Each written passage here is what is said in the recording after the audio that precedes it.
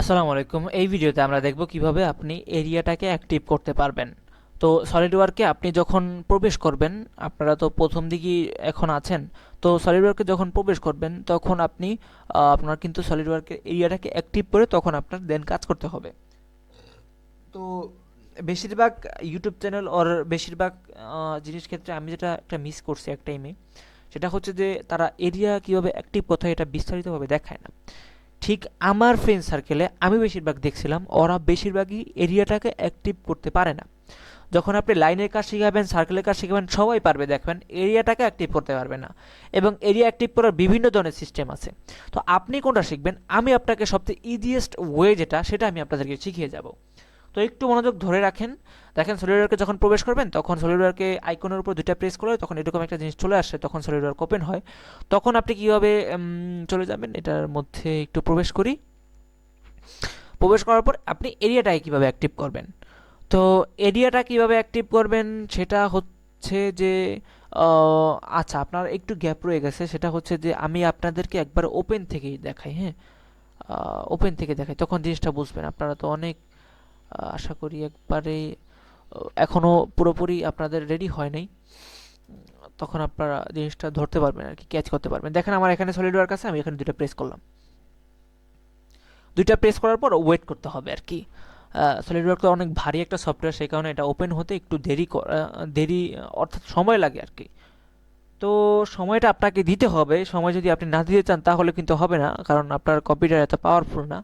আমি অনেক ভালো ভালো কম্পিউটারে কাজ করছিলাম, বাট সলিডওয়ার্ক কোনোটা এত দ্রুত ওপেন হয় না, কারণ এটা ভারী 10 জিবি একটা সফটওয়্যার। অনেকে তো এখন তো যদি 22-23 ইউজ করেন তখন তো আপনার 16 জিবি 18 জিবি পর্যন্ত চলে যায়। সেক্ষেত্রে কম্পিউটার লোড নিবেই ভাই, একটু লেট করতে হবে আর কি। তো এর মাঝে কিছু কথা বলি।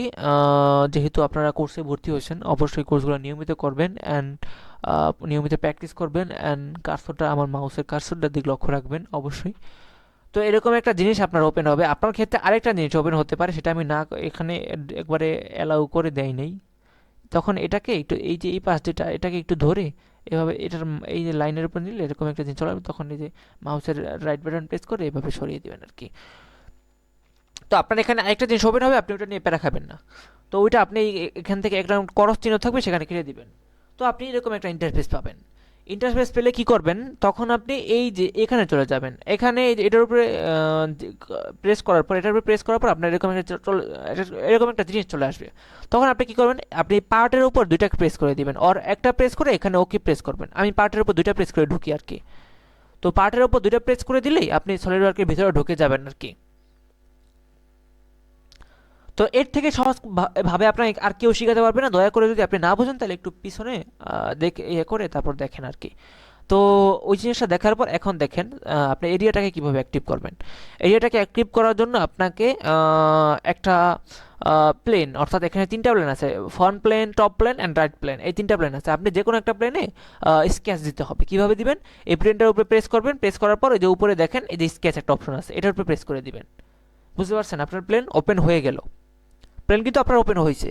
তো এখন আপনি এখানে যে কোনো কাজ করতে পারবেন, এখানে যে কোনো কাজ আপনি করতে পারবেন, এখানে যে কোনো কাজ করতে পারবেন। এরিয়াটাকে অ্যাক্টিভ হয়েছে। অ্যান্ড দেন এটা যদি আপনার এরিয়াটা অ্যাক্টিভ না থাকতো তখন কি হতো একটু দেখাই আপনাদেরকে। একটু দেখাই যে আপনি এখন এই লাইন টুলে কাজ করবেন, দেখেন হয় কি না। আপনি সার্কেলে কাজ করবেন, দেখেন হয় কি না। আপনি ইয়েতে কাজ করবেন, দেখেন হয় কি না। কোনো হয় হয় না ভাইয়া, হবে না, হয় না। সেক্ষেত্রে আপনাকে কি করতে হবে, আপনাকে অবশ্যই কিন্তু একটা প্লেন কিন্তু আপনাকে স্কেচ করে নিতে হবে। সেক্ষেত্রে আপনি টপ নিতে পারেন, ফ্রন্ট নিতে পারেন, এগুলো। তো টপের উপরে প্রেস করার পর আবার এই যে এখানে স্কেচ আছে, এখানে প্রেস করতে পারেন, তখন আপনার এটা ওপেন হয়ে গেল। অর এটা অর এটা আবার এখানে প্রেস করার পরে যে এখানে একটা জিনিস চলে আসছে স্কেচ, এখানে প্রেস করতে পারেন, এটা ওপেন হয়ে গেল। তখন এই যে আপনি দেখেন করতে পারেন, দেখেন এটা করতে পারেন, দেখেন যা মন চায় সেটা করতে পারবেন। এটাই হচ্ছে, this is all for this video. আশা করি আপনারা অনেক বুঝতে পারছেন। অ্যান্ড প্লেন এডি অ্যাক্টিভেশন নিয়ে আপনাদের আর কোনো কোশ্চেন থাকবে না আশা করি। আর যদি ভাই আপনার কোনো কোশ্চেন থাকেও, আপনি দয়া করে আমাকে কল আর মেসেজ দিয়েন, আমি আপনাকে ভালোভাবে শিখিয়ে দিব।